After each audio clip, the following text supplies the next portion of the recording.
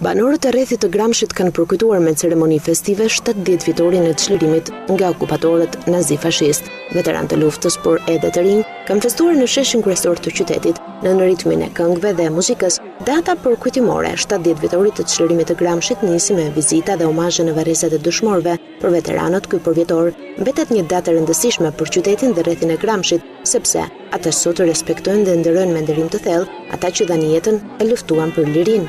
Ka qenë një nismë e një grupi artistëve profesionist por të rinj, të organizonim një event gjithëpërfshirës, ku përfshiheshin moshat e vogla deri tek pensionistët, që shpesh herë janë të harruar.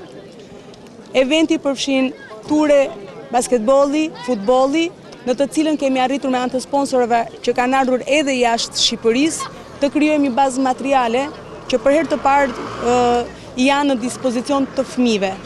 Mbasdite, eventi është i përfshirë me anën artistike, kulturore dhe sociale. Ideja e këtij projekti është për t'i kthyer qytetit jetën kulturore dhe për ta kthyer këtë nismë në një traditë që shpresojmë që të kthehet çdo vit java që vetë qytetarët dhe Gramshi ta kërkojnë. Luftën partizane bëni pjesë mosha më e re, që nga 15 deri në 25 ishin dominonte kryesore.